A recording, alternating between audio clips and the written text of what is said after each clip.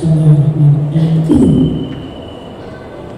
Alhamdulillah alladzi anzala sakinata fi qulubil mu'minina liyazdadu imanan ma'a imanihim. Asyhadu an la ilaha illallah wahdahu la syarika lah wa asyhadu anna Muhammadan abduhu wa rasuluh. Allahumma shalli wa sallim wa barik ala Muhammadin wa ala alihi wa sahbihi ajma'in. Amma ba'du. Ya ayyuhal hadirun, usi nafsi wa iyyakum bi taqwallah. Faqad fazal muttaqun wa ahussukum ala ta'atillahi fi kulli waqtin ala kulli. Qala Allah ta'ala fil Qur'anil Karim, a'udzu billahi minasy syaithanir rajim. Bismillahirrahmanirrahim. Ya ayyuhalladzina amanu taqullaha haqqa tuqatih wa la tamutunna illa wa antum muslimun. Al-ayat. Puji dan syukur kita panjatkan kehadirat Allah Ta'ala. Salawat dan salam semoga tetap tercurah limpah kepada junjungan alam Nabi besar Nabi Muhammad Sallallahu Alaihi Wasallam, pada keluarganya, kepada para sahabatnya, dan semoga rahmat karunia Allah sampai kepada kita semua sebagai umat-Nya. Amin ya rabbal alamin. Hadirin sidang Jumat rahimakumullah, khatib berwasiat kepada diri khatib sendiri dan kepada hadirin semua, mari kita senantiasa menjalankan ketakwaan kepada Allah dan terus menerus kita memelihara dan meningkatkan ketakwaan itu dari hari ke hari sampai akhir hayat kita. Karena dengan takwa itulah yang akan membawa keselamatan dan kebahagiaan hidup kita dari dunia hingga akhirat. Hadirin sidang Jumat rahimakumullah, Rasulullah Sallallahu Alaihi Wasallam berpesan kepada sahabat Abu Dzar Al-Ghifari. Ada 4 pesan yang beliau sampaikan. Ya Abu Dzar, jadi di safinah fa innal bahra amiqun. Wahai Abu Dzar, berbahagilah kapalmu, karena laut atau samudra yang kau akan jelajahi itu sangatlah dalam. Wahudil jada kamina fa inna safaru ba'idu, dan ambillah, bawalah bekal yang cukup, karena perjalanan yang kau tempuh itu sangat jauh. Yang ketiga, wa khafifil himlah wa inna uqbataka wudud, dan ringankanlah beban, ringankanlah bawaanmu, karena bukit yang kau akan naiki itu sangat terjal dan sulit. Wahlis amalan fa innahu munaqidan basir, dan ikhlaskanlah dalam beramal, karena pengawasan Allah sangatlah teliti. Hadirin rahimakumullah, hadis ini secara khusus disampaikan kepada Abu Dzar, tetapi makna dan pesannya bagi kita sebagai umat Nabi Muhammad SAW. Andai ilustrasi metafor yang disampaikan oleh Rasulullah SAW dalam pesan kepada Abu Dzar tadi, ibaratkan pada perjalanan hidup kita, dan safinah atau kendaraan adalah badan kita yang membawa diri kita dengan tentunya bekal ibadah kepada Allah, agama sebagai tuntunannya, dan bahrun atau perjalanan merupakan perjalanan hidup kita sejak alam ruh, alam rahim, alam dunia sampai akhir. Maka tentu ilustrasi itu dapat kita petik pelajaran bagi kita sebagai pribadi dalam kehidupan kita beribadah kepada Allah Subhanahu wa Ta'ala. Pesan yang pertama, jadi di safinah fa innal bahra amiqun, berbahagialah kapalmu, karena laut atau samudera sangat-sangat dalam. Maka perbaharilah ibadahmu, karena perjalanan hidup itu sangat-sangat luas dan sangat. Andai saja ada kerusakan sekecil apapun di dalam kapal itu, di bawah kapal itu karena keropos atau karena benturan atau karena ada binatang yang menggerogoti, maka akan keramlah, akan terhempaslah ke dasar lautan kapal yang besar. Andai ibadah kita sebesar apapun, sebanyak apapun yang kita lakukan, andai ada niat yang tidak lurus, maka segera luruskan. Jangan terhinggapi dengan niat karena sunnah, ingin didengar orang lain, atau karena ingin dilihat orang lain, atau karena terindikasi kepada kemusyrikan atau syirik. Maka dalam hal ini Rasulullah SAW bersabda, al-imanu yazidu wa yanqus. Iman itu bisa bertambah tapi bisa berkurang. Maka jadidu imana, maka perbaharuilah, perbaikilah, sempurnakanlah iman kalian. Yang kedua, tentunya setelah iman adalah amal ibadah kita. Amal ibadah kita terus secara holistik kita lakukan peningkatan demi peningkatan, tapi jangan sampai ibadah kita itu tidak sesuai dengan apa yang digariskan Allah Subhanahu wa Ta'ala. Karena syarat diterima ibadah oleh Allah Subhanahu wa Ta'ala hanya dua. Yang pertama, niat karena Allah atau tujuan karena Allah. Yang kedua, melakukan ibadah itu sesuai dengan syariat yang diajarkan oleh Allah, yang dituntun oleh Rasulullah Sallallahu Alaihi Wasallam. Yang kedua, kemudian jaga kamilah, karena sabar itu. Yang kedua, pesan Rasulullah kepada kita melewati pesan kepada bijak kita. Bawalah, ambillah, persiapkanlah bekal yang banyak, karena perjalanan kita itu sangat-sangat jauh. Andai kita hidup pada ukuran yang singkat, ada 5 alam yang kita lalui, yang sudah alam ruh ada di surat Al-Ahzab ayat 172, lalu alam rahim ada di surat Al-Hajj, dan sekarang kita di alam dunia bertebaran dengan kita. Dan sebentar lagi, entah lusa atau kapan, kita akan memasuki alam darjah, yaitu alam pemisah antara dunia dan akhirat. Setelah itu kita memasuki alam akhirat dan kekal abadi. Ketika berbicara tentang akhirat, hanya 2, keabadian dan keselamatan.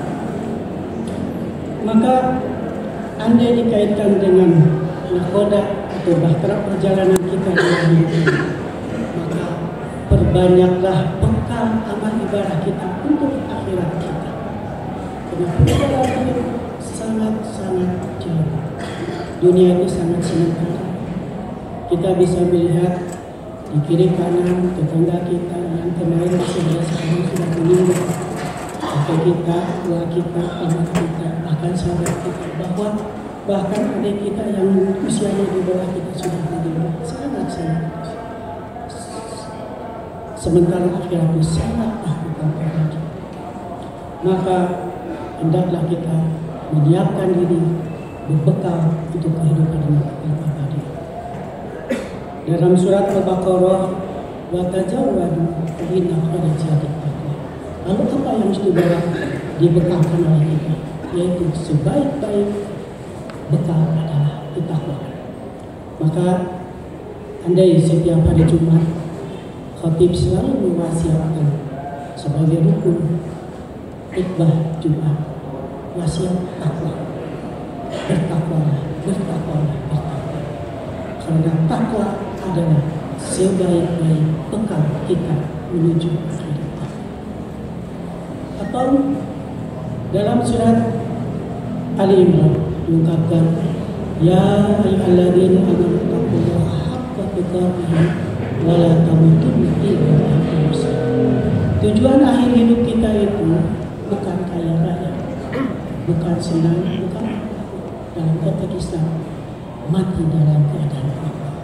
Wahai orang-orang yang beriman, bertakwalah kepada Allah dengan sebenar-benar takwa, dan janganlah keluar dari dunia kecuali dalam keadaan takwa kepada Allah Subhanahu wa Ta'ala.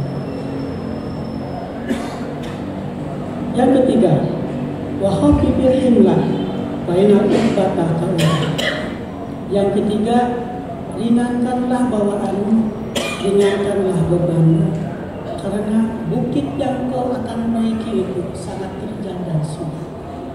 Perjalanan kita itu sangat jauh dan terjal. Maka ringankanlah beban kita. Dalam konteks diri kita, apa yang diringankan? Mungkin dosa kita, maksiat kita yang segera kita sadari kita punya. Dengan istighfar, dengan taubat, dan inabah kembali ke jalan Allah Subhanahu wa Ta'ala. Ada 3 syarat ketika orang bertaubat kepada Allah, yaitu menyesali perbuatan dosanya. Kedua, mengajar, meninggalkan perbuatan dosa. Dan yang ketiga, mengajarkan tidak akan melakukannya. Tetapi kalau dosa itu berkenaan dengan manusia, maka kita harus minta maaf dari orang tersebut. Jadi ringankanlah beban dari dosa dan kesalahan. Andai hal itu merupakan dosa manusia kepada Allah, sangat mudah Allah membuka pintu tobat tanpa batas, kecuali kalau kita sudah sekarang malam yang guardian dalam hadis, selama nafas yang belum dilakukan ya ketika sekarang. Hadirin rahimakumullah. Yang keempat, wahrisil amal fa inna nakida basyir.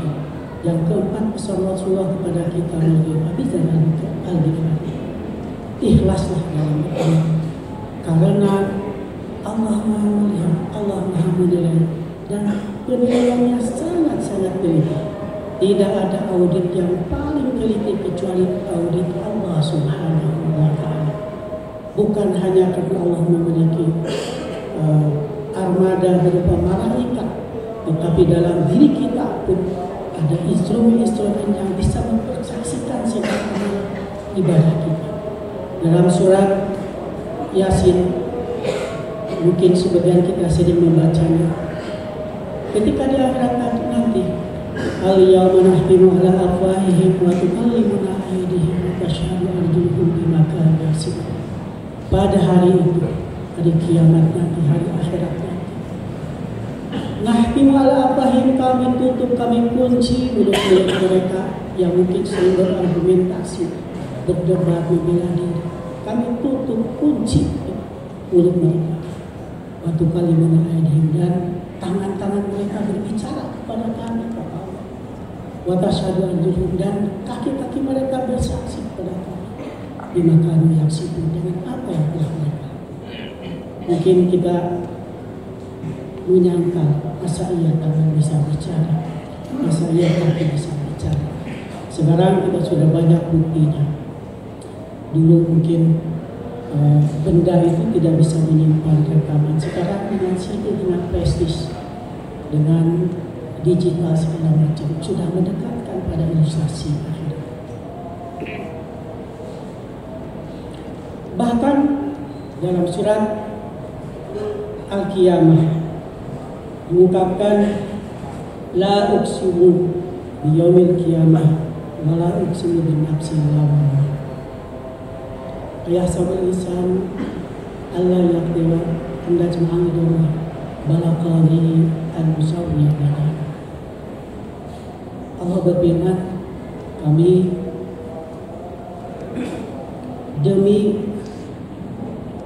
bersumpah dengan hari kiamat, dan kami bersumpah dengan nafsu lawwamah. Mungkin manusia mengira bahwa nanti Allah tidak akan bisa mengumpulkan tulang belulang yang sudah terkubur sebagian sudah rusak, sudah dimakan buaya, dimakan serigala dan seterusnya. Masa iya nanti di akhirat dikumpulkan lagi? Kata Allah ayat selanjutnya, bala qadiri ala nusawwiya banana. Bahkan Allah bisa mengumpulkan jari jemari yang sudah lapuk, sudah hilang. Mengapa Allah mengumpamakan dengan jari jemari? Sidik jari tidak sama seluruh manusia di dunia. Kita kemana saja imigrasi pakai sidik jari. Lalu ketika kita terkubur, jari-jari kita pun mungkin hancur, berantakan. Sidik-sidiknya sudah tidak terlihat lagi. Tapi nanti di akhirat Allah bisa menunjukkan ini sidik jarinya siapa, jempolnya siapa, ibu jarinya siapa. Dan Allah sudah menunjukkan ini sebelum sidik jari itu dijadikan alat atau ditemukan sebagai alat untuk mendeteksi seseorang. Barangkali dari pesan Rasulullah kepada Abi Dzar Al-Ghifari banyak sekali yang bisa kita ambil, khusus dalam konteks pribadi. Maka berbahagia ibadah kita. Persiapkanlah bekal kita menuju perjalanan yang sangat jauh sampai akhir. Dan perjalanan kita masing-masing. Istri, anak ditinggal masing-masing. Dan dengan karena beban kita, andai kita punya dosa kepada teman, kepada saudara, kepada atasan, kepada bawahan, kepada orang tua, kepada kita, sedikit-sedikit kita dengar. Kalaupun akhlak, berbanyaklah, bercantiklah diri kita sedikit-sedikit dengan akhlak yang baik, yang terpuji, yang baik. Sedikit-sedikit akhlak buruk, akhlak tercela, akhlak hina, sedikit-sedikit kita hina. Dan yang terakhir tentunya kita harus melandaskan ibadah dengan segala kehidupannya dengan ikhlas kepada Allah Subhanahu wa Ta'ala. Tentunya pesan hadis Rasul ini kalau dibawa kepada perspektif yang lain, kita sebagai makhluk sosial berperan di berbagai kancah. Tentunya kita bisa diilustrasikan dalam konteks kita sebagai bagian dari unit, bagian dari kepala bagian, bagian dari fakultas, bagian dari universitas, bagian dari keluarga, bahkan di bagian organisasi. Perbaikilah organisasi, buatkanlah bekalnya, kira-kira begitu. Kurangi kebocoran-kebocoran yang tidak perlu, dan tentu dengan niat yang lurus, visi-misi yang benar, dan tentunya karena Allah Subhanahu wa Ta'ala. Barakallahu li wa lakum.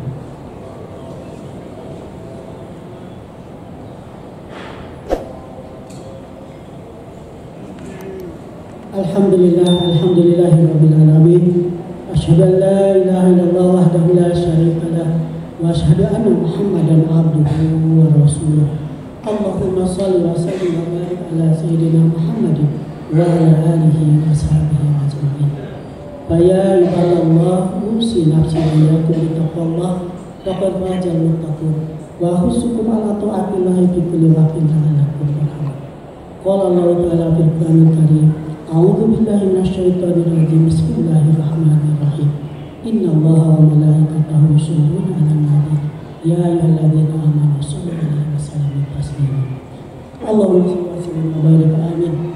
Allahumma ighfir lil muslimina wal muslimat wal mu'minina wal mu'minat al ahya'i minhum wal amwat bi rahmatika ya arhamar rahimin.